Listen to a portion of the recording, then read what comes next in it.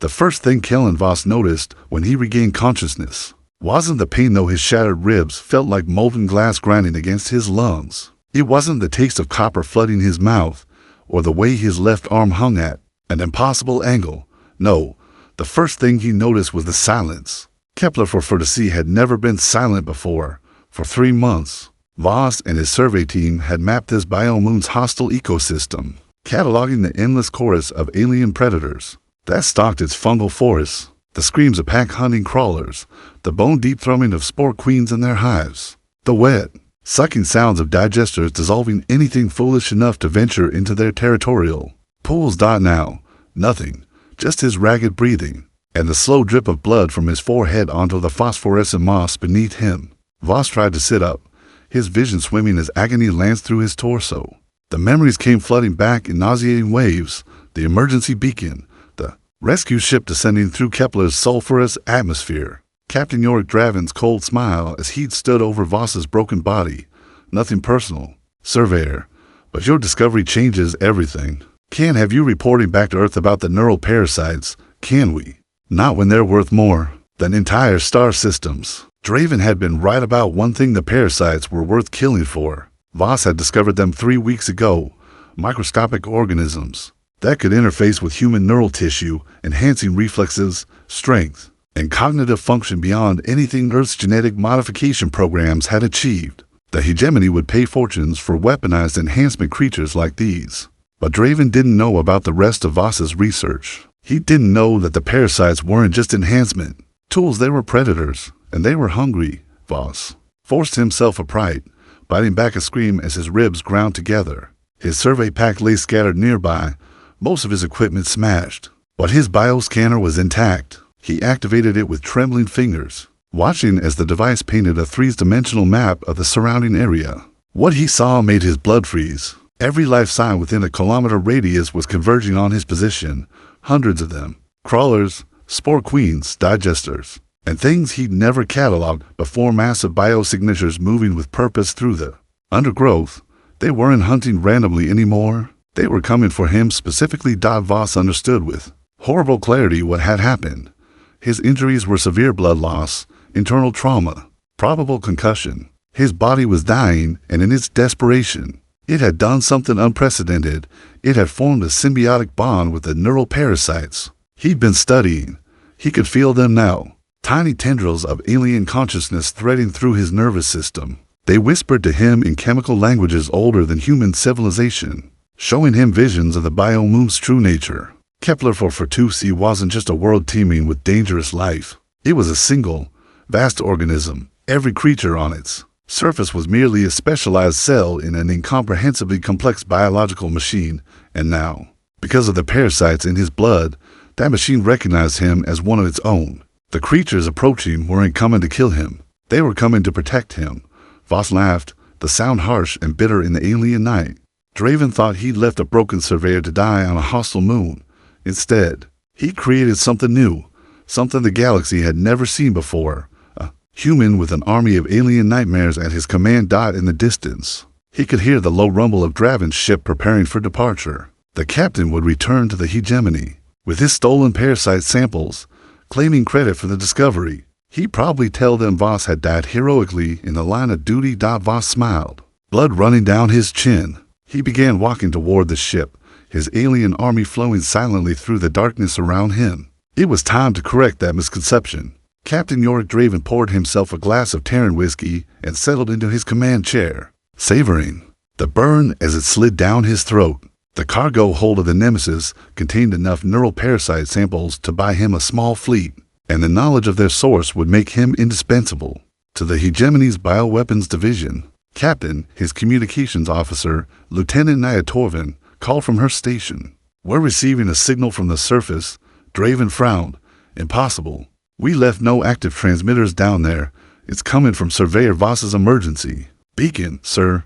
But Torvin's voice trailed off, her face pale as she monitored the incoming data stream. "The signal's been modified.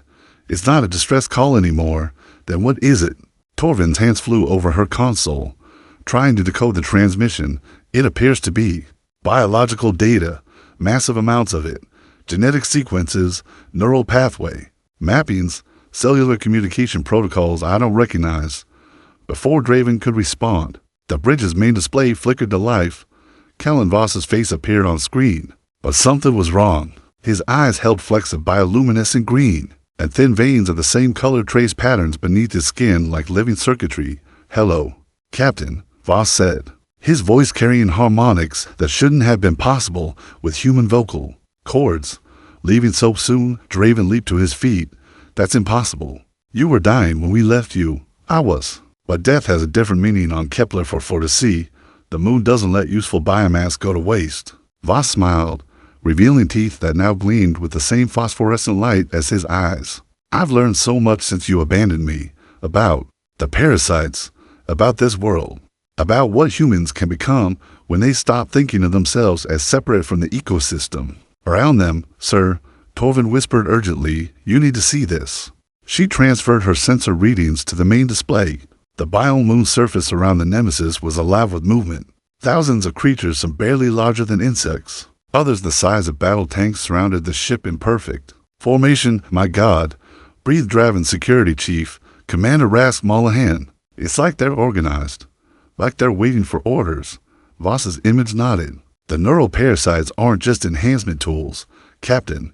They're a collective intelligence, a biological network that spans this entire moon. And now, thanks to you leaving me here to die, I'm part of that network." Draven drew his sidearm, training it on the screen as if he could shoot Voss through the transmission. "What do you want?" "Justice. You tried to murder me for corporate profit. You stole my research and planned to claim credit for my discoveries. But mostly, I want to show you what humanity looks like when it stops pretending to be civilized." The ship shuddered as something massive impacted the hull. Then again, the lights flickered and emergency klaxons began wailing. "All hands to battle stations," Draven barked. "Raise shields, charge weapons, on screen." Voss cocked his head as if listening to something only he could hear. "They're inside your shields, Captain. The parasites I released into your ventilation system 3 minutes ago are microscopic. Your filters can't stop them," Torvin screamed, clutching her head as bioluminescent veins erupted across her face. Around the bridge, other crew members began convulsing as the neural parasites found their targets. But not all of them succumbed. Commander Mollahan and the other officers seemed unaffected, their cybernetic implants apparently providing some protection against the parasite's influence. "Emergency Protocol 7, Mollahan shouted, drawing his weapon and putting 3 plasma bolts into Torvin before she could fully transform. "Quarantine the bridge. Seal all bulkheads." Draven watched in horror as his crew turned against each other. Those infected by the parasites moved with inhuman coordination, their eyes glowing with the same green light as Voss's.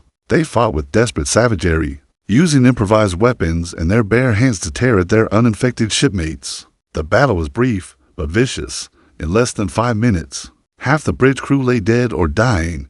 The survivors, led by Mollahan, had barricaded themselves behind an overturned console.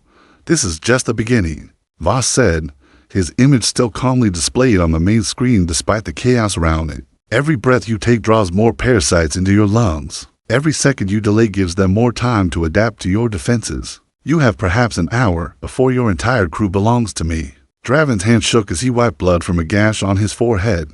"You're insane. The hegemony will hunt you down for this. Let them come. I'll be waiting with my new family." Voss gestured, and the camera view expanded to show the alien army surrounding this ship.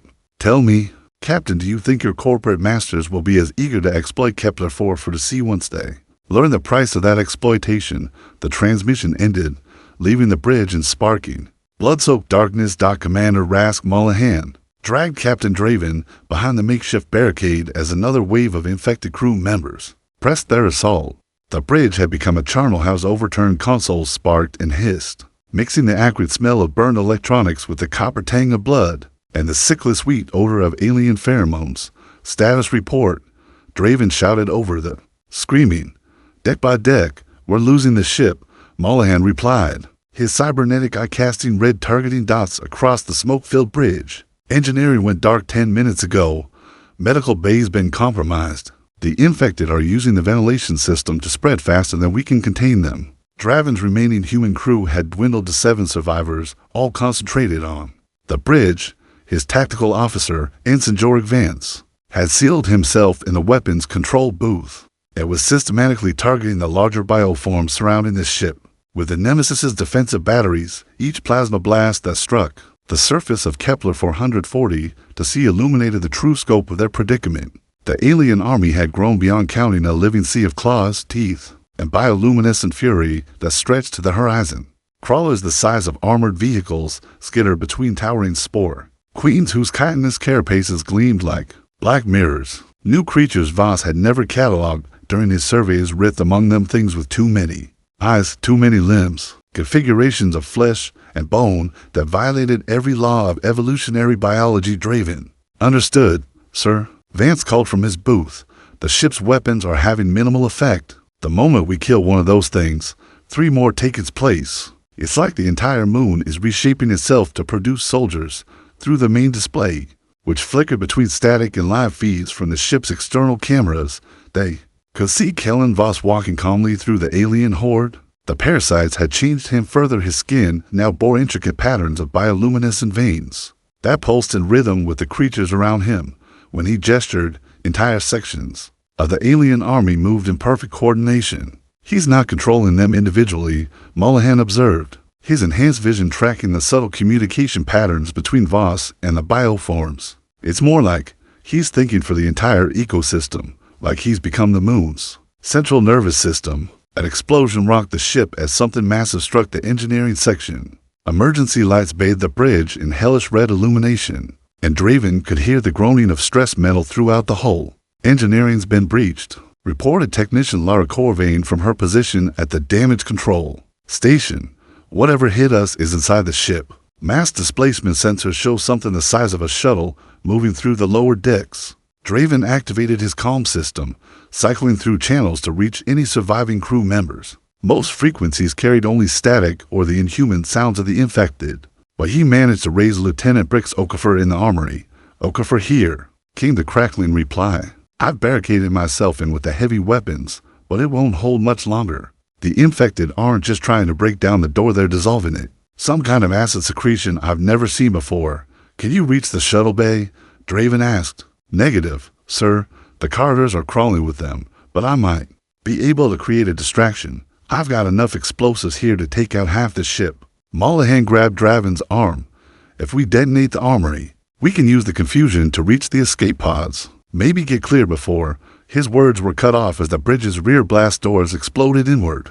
Through the smoking breach came something that had once been Lieutenant Torvin, but the neural parasites had reshaped her into a living weapon. Her arms had elongated into blade-like appendages that dripped with phosphorescent toxins, and her face bore compound eyes that tracked each survivor with predatory focus. Behind her came others, crew members transformed into nightmarish amalgamations of human and alien biology. They moved with the fluid coordination of a hive mind, positioning themselves to cut off every escape route. "Okafor, now!" Draven screamed into his comm.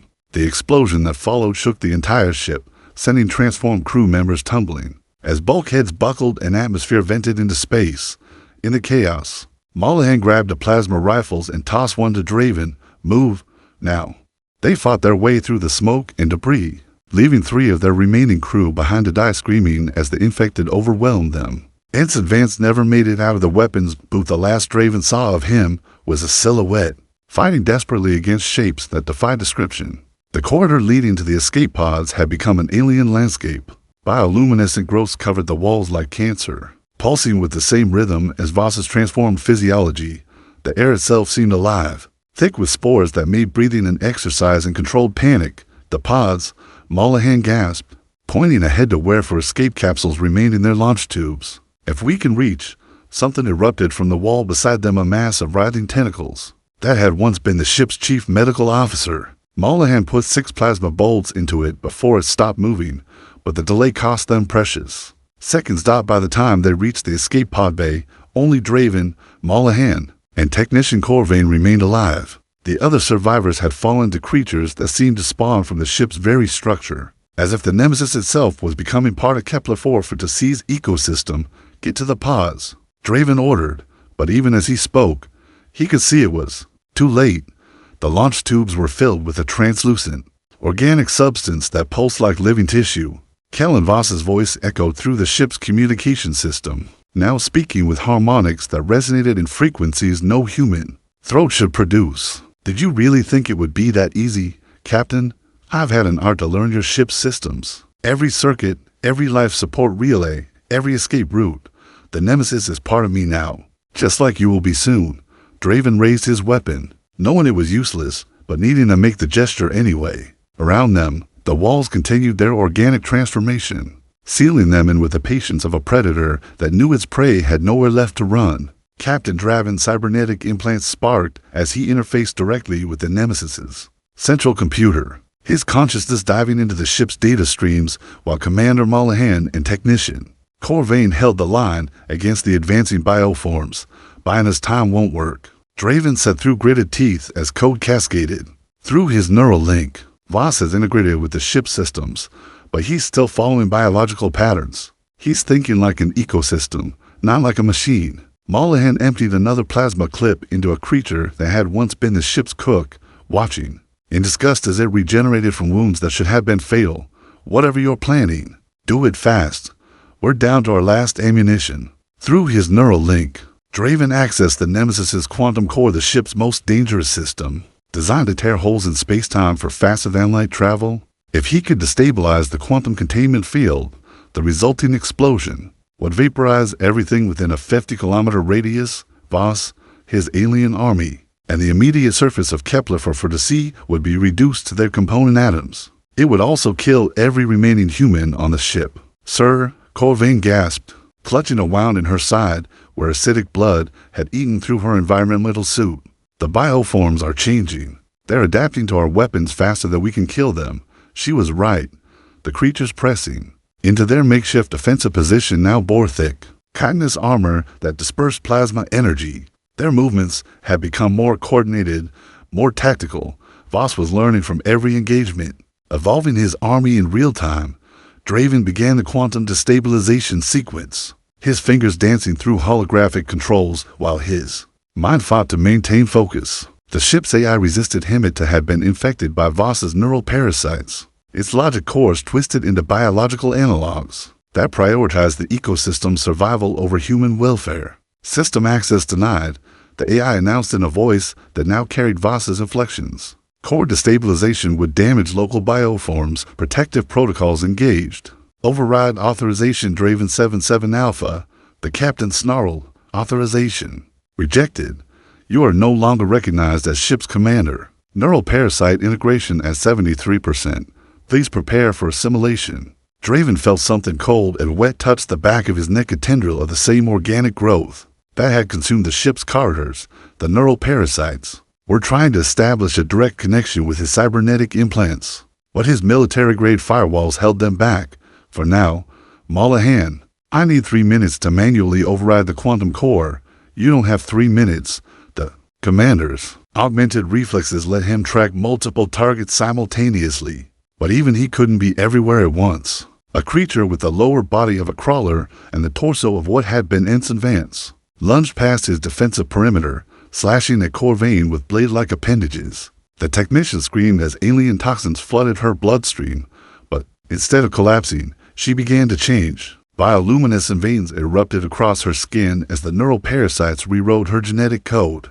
Kill me, she begged, her voice already carrying in human harmonics. Please, before Mollahan's plasma bolt took her head off, but her body continued moving for several seconds, guided by alien neural networks that didn't recognize the concept of death as humans. Understood it. The distraction cost them their defensive position. Transformed crew members swarmed over the barricade, their movements perfectly synchronized as they overwhelmed Mollahan's targeting systems. The commander fought with mechanical precision, his cybernetic arms moving faster than human muscle could follow, but there were too many of them. Draven abandoned his quantum core access and drew his sidearm, putting shots into the nearest bioforms. While his mind raced through alternatives, the ship's self-destruct system had been compromised. The quantum core was locked down. Even the escape pods had been converted into organic breeding chambers. But there was one system Voss might have overlooked: the Nemesis's experimental gravitational torpedo, still in its prototype launcher in the forward weapons bay. The weapon was designed to create localized gravitational anomalies, crushing targets with forces equivalent to a small black hole. If Draven could reach the launcher and manually fire the torpedo at the ship's own hull, the gravitational collapse would implode the Nemesis and everything within a 10-kilometer radius. It wouldn't have the range of the quantum core explosion, but it would still eliminate Voss and a significant portion of his army. Mullihan, the grav torpedo, the commander understood immediately, while his cybernetic legs drove him forward in a desperate sprint toward the weapons bay.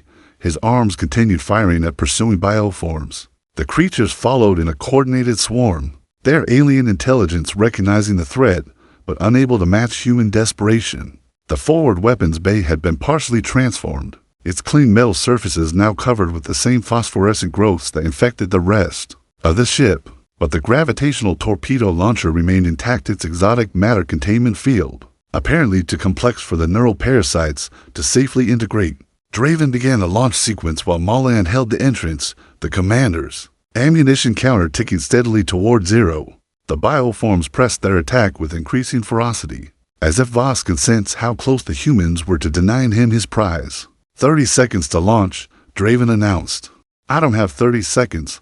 Mullihan's last plasma clip ran dry, and he switched to a vibroblade, the monomolecular edge carving through alien flesh with surgical precision. But for every creature he killed, 2 more took its place. The gravitational torpedo's targeting system locked onto the ship's hull, preparing to tear the Nemesis apart from the inside. Draven's finger hovered over the firing control, knowing that activation meant certain death for everyone aboard. Through the ship's compromised communication system, Kellen Voss's voice echoed with alien harmonics. You would destroy yourself, rather than accept evolution. How very human.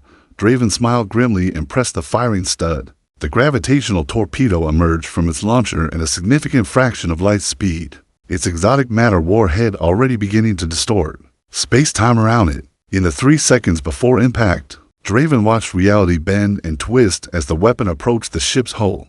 Then the universe collapsed inward, taking everything with it. The gravitational implosion of the Nemesis sent shockwaves through Kepler 440 to seize biosphere that registered as seismic events across 3 continents. Where Draven's ship had stood, a perfectly spherical crater now scarred the moon's surface, its edges still glowing with residual exotic radiation. But Kellen Voss had not been aboard the ship when it died.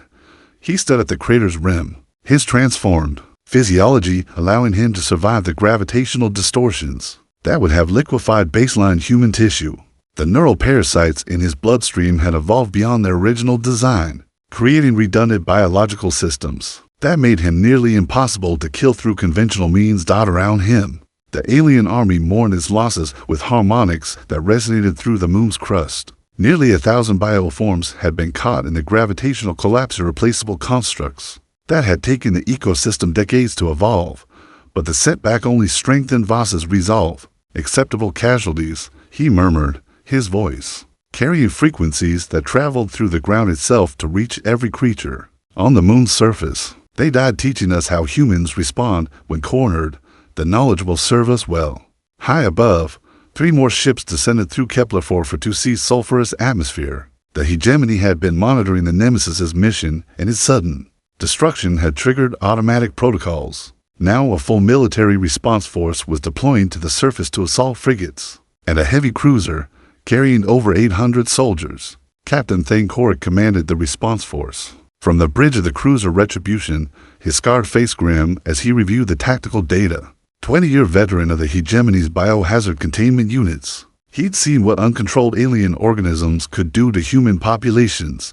Sir, reported his tactical officer, Lieutenant Commander Salavirin. Surface scans confirmed total loss of the Nemesis and all hands. But we're detecting massive biological activity concentrated around the crash site. The entire ecosystem appears to be mobilizing. Through the Retribution's main display, Korik watched thousands of alien creatures flowing across the moon's surface like living rivers. They moved with purpose and coordination. That spoke of central intelligence, massing in defensive formations. That demonstrated tactical understanding. Deploy the purge protocols, Korik ordered. I want every bioform within 50 kilometers reduced to component molecules. We'll sterilize this moon from orbit, then send in cleanup crews to retrieve whatever's left of the Nemesis's cargo. The first wave of orbital bombardment lanced down from the three ships, converting square kilometers of alien forest into expanding plasma fireballs. But even as the surface burned, Korik could see his target adapting.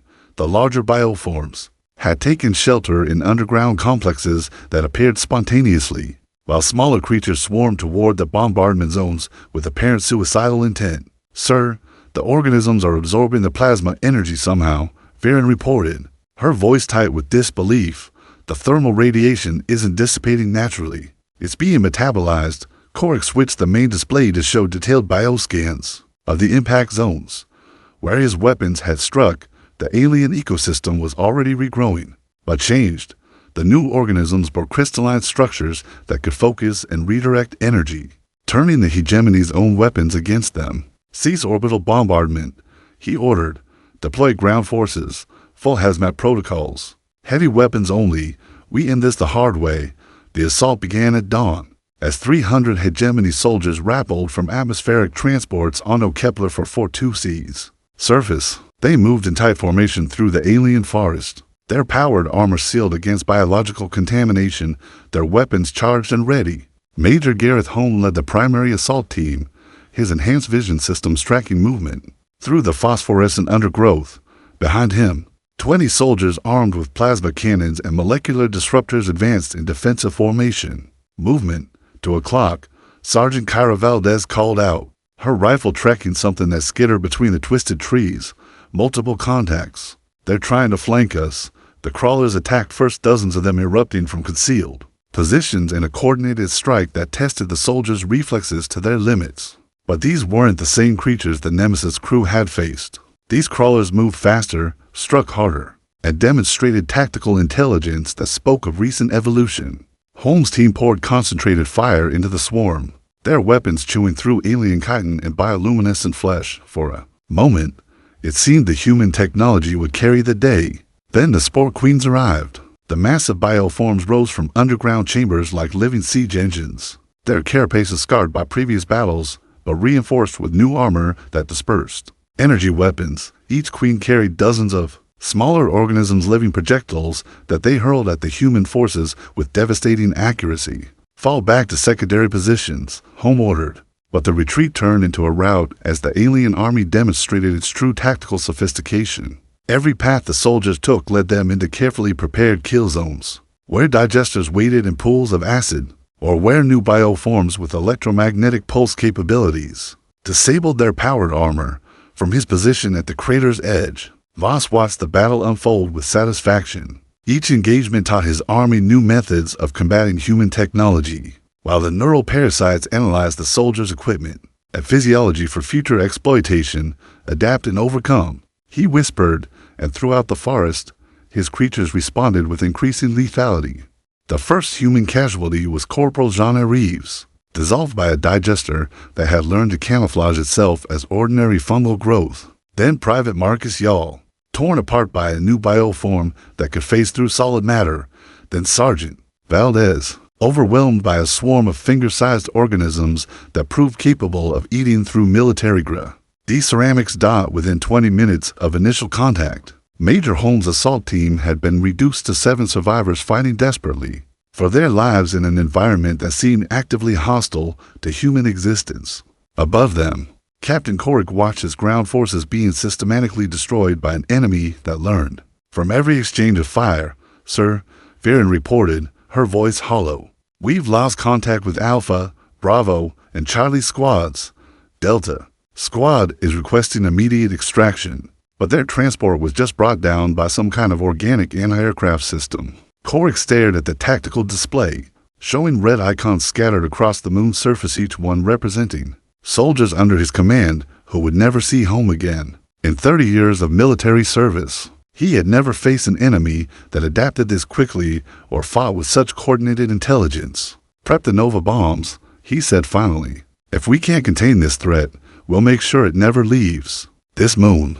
Captain Korik's finger hovered over the Nova bomb authorization as his remaining ground forces fought desperately for survival on Kepler 42C's surface. The weapons would crack the moon's crust and ignite its atmosphere, creating a miniature star that would burn for centuries and sterilize everything within the system. But his tactical officer, Lieutenant Commander Viren, had intercepted something. That changed everything, sir. You need to hear this transmission. It's coming from the surface. While it's using hegemony encryption codes, the bridge speakers crackled to life, carrying a voice that was unmistakably human despite its otherworldly harmonics. This is former Surveyor Kellen Voss, addressing the hegemony forces. I know you're preparing to glass this moon, Captain Korik. Your psychological profile suggests you'd rather destroy a strategic asset than let it fall into enemy hands. But before you murder 800 of your own soldiers, perhaps you'd like to know what you're really fighting for. Korik's blood chilled. The voice knew his name, his tactical preferences, details that should have been classified at the highest levels. The neural parasites Captain Draven died trying to steal aren't just enhancement tools, Voss continued. They're the key to humanity's survival. In 18 months, the Vectari Dominion will launch their final assault on Earth. Your intelligence services know this. They've been preparing for inevitable defeat, but I can offer something better than a glorious last stand. On the main display, the tactical situation was growing more desperate by the minute. Major Holmes' scattered survivors had managed to regroup in a defensible position near the crater's edge, but they were surrounded by hundreds of bioforms that seemed to spawn from the moon's very soil. Evolutionary integration, Voss explained, his image appearing on the bridge's communication screen. His transformation had progressed further. Bioluminescent patterns now covered his entire body, and his eyes held depths that seemed to contain the accumulated experience of an entire ecosystem. Humans enhanced by Kepler-4 to seize parasites can survive in environments that would kill baseline personnel. They can adapt to any threat, overcome any obstacle, become whatever humanity needs to survive. You're talking about the extinction of our species, Korik replied, though he found himself listening despite his revulsion. Replacing humans with alien hybrids. I'm talking about evolution. The Vectari won't expect enhanced humans. They've studied our limitations, planned their strategies around our weaknesses. But what if those weaknesses no longer existed? Below, the battle raged with increasing ferocity. Holmes' team had discovered that the bioforms were vulnerable to sustained plasma fire if they could concentrate their weapons on specific target areas. But for every creature they killed, two more emerged from the alien forest. Incoming transmission from Major Holmes, Viren reported. Holmes' voice carried exhaustion and desperation. Captain, we can't hold this position much longer. The creatures are learning from every engagement. They're adapting faster than we can modify our tactics. But sir, there's something else. We've recovered a survivor from the Nemesis. The image on screen split to show Holmes' position, where a figure in a torn hegemony uniform knelt among the soldiers. It was Commander Mollahan, his cybernetic implants sparking, and his body bearing obvious signs of biological contamination. Report, Commander, Korik ordered. Mollahan's voice was distorted by damage to his vocal processors, but his words were clear. Sir, I witnessed Draven's betrayal and Voss's transformation. The surveyor is telling the truth about the neural parasite's capabilities, but he's omitting crucial details. The integration process has a 93% fatality rate among baseline humans, and those who survive, they're no longer entirely human.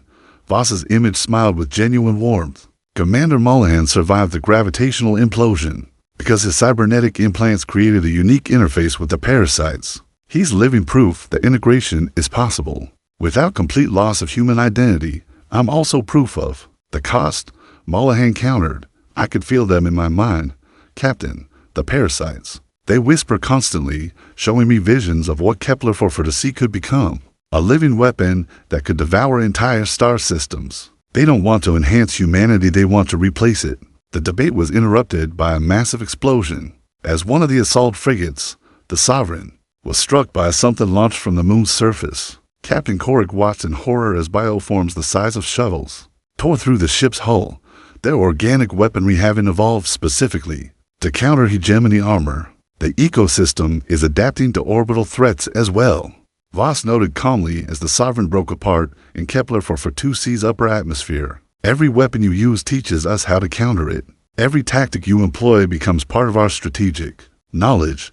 You cannot win this battle through conventional means. Korik watched his tactical display as the Sovereign's crew compartments were breached by organisms that seemed designed specifically for void warfare. The creatures moved through The ship's carters with purpose, seeking out surviving crew members not to kill them, but to infect them.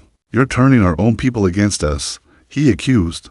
I'm offering them evolution, the choice to become something greater that human limitations allow.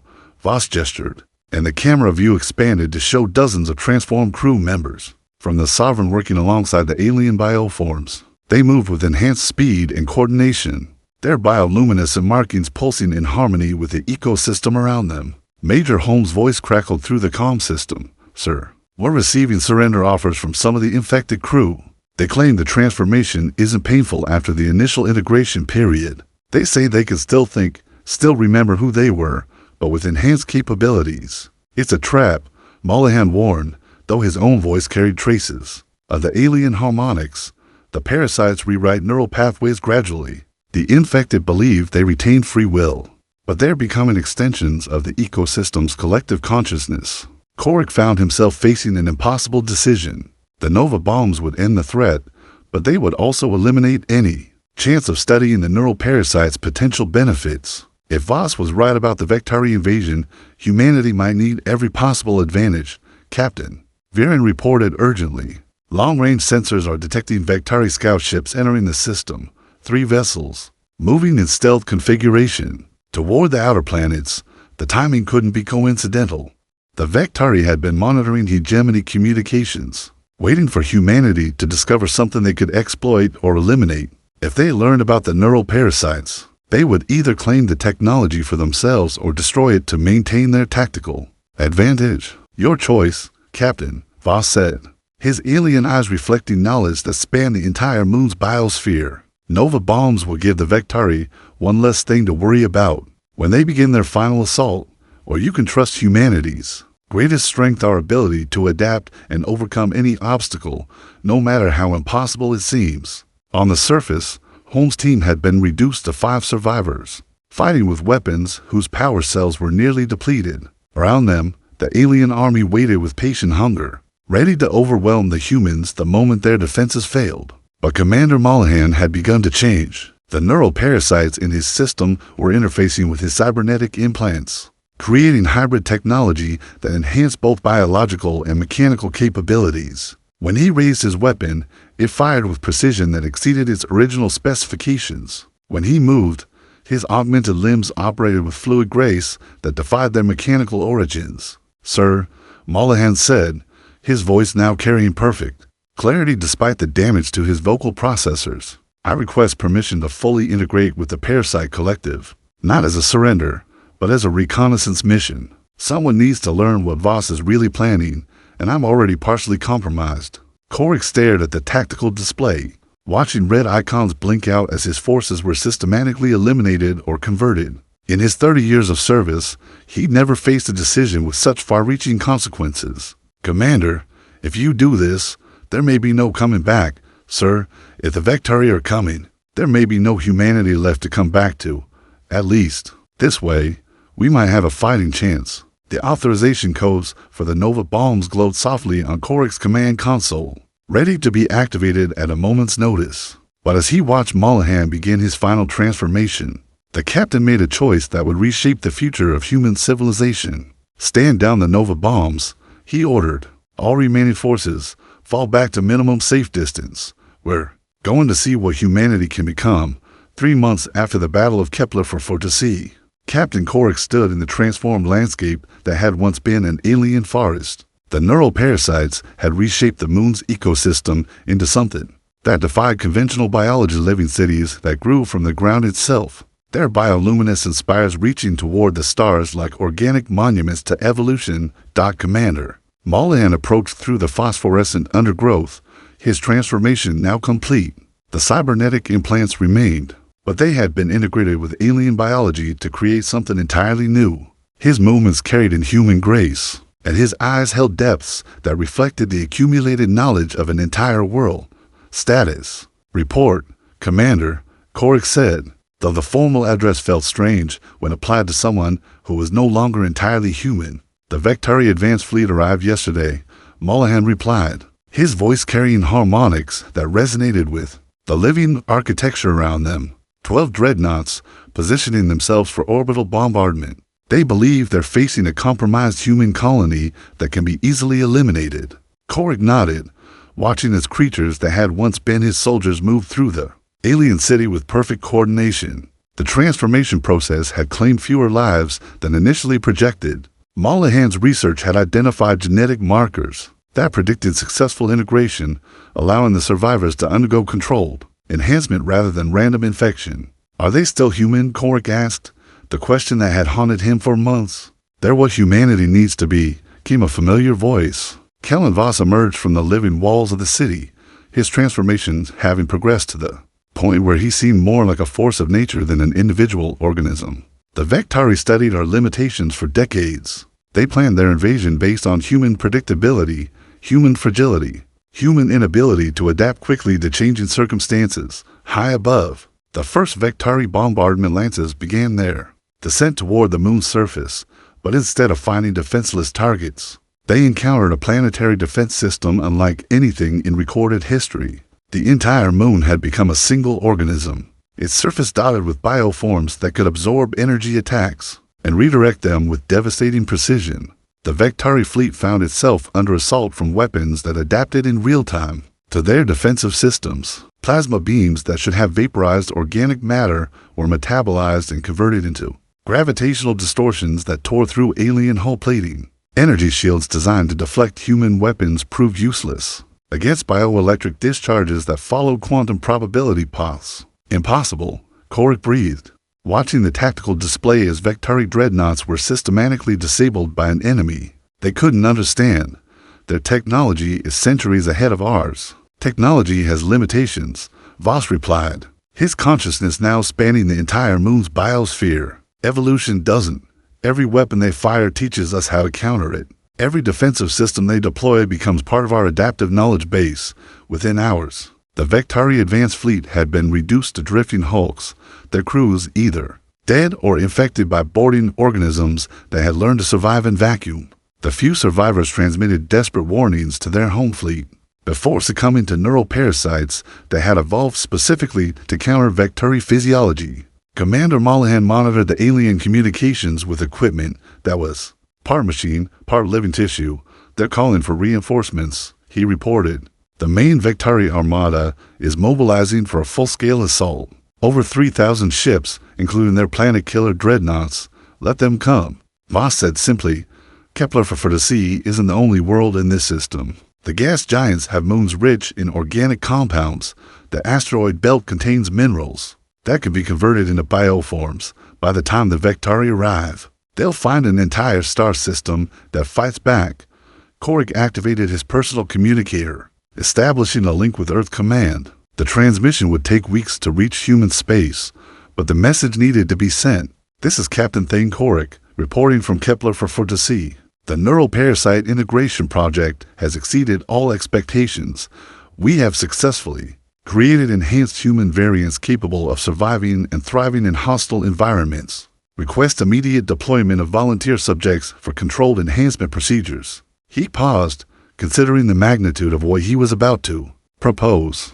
Additionally, recommend immediate evacuation of non-essential personnel from border colonies. The Vektari Dominion has accelerated their invasion timeline. War is coming whether we're ready or not, but for the first time in decades, I believe humanity has a chance to win. The transmission ended, leaving Korik alone with his thoughts in an alien landscape that somehow felt like home. Around him, the enhanced humans continued their work, their bioluminescent markings pulsing in rhythm with the ecosystem that had adopted them. Mollahan approached, carrying a data pad that displayed genetic compatibility charts.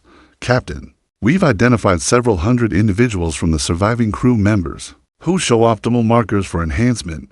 The transformation process has been refined to the point where the fatality rate is now less than 12%, and the psychological effects, subjects retain their core personalities and memories, but gain access to the collective knowledge base, enhanced reflexes, improved cognitive function, resistance to environmental hazards that would kill baseline humans. The trade-off is acceptable. Korik looked up at the alien sky, where the wreckage of the Vektari fleet provided a stark reminder of how quickly the balance of power could shift. Humanity had spent generations believing they were alone in the universe, then decades learning they were inferior to almost every other species they encountered. But evolution was humanity's oldest advantage, the ability to adapt, to change, to become whatever survival demanded. The neural parasites hadn't corrupted that trait, they had amplified it, beyond anything biology alone could achieve. Schedule. My enhancement procedure for tomorrow, Corrick said finally. If I'm going to lead humanity's next evolutionary step, I should probably understand what that means. As the sun set over Kepler-4 for 2C's transformed landscape, the enhanced humans began their preparations for the war that was coming. In orbital shipyards that grew like living coral around the moon's satellites, biomechanical vessels took shape, hybrids of human engineering and alien biology that would carry the battle to the Vectari home systems. The age of baseline humanity was ending. What emerged from the bio-moon's crucible would be something the galaxy had never seen before, a species that could adapt to any threat, overcome any obstacle, and survive in environments that would destroy their enemies. Kellen Voss stood at the edge of his living city, his consciousness touching every enhanced human, every bioform, every organism in the vast network that Kepler-4 for the sea had become. In the distance, he could sense other worlds beginning their own transformations as the neural parasites spread through carefully controlled vectors. Humanity had been left for dead on a hostile moon. What came back would reshape the galaxy itself. The demons in their blood were no longer alien.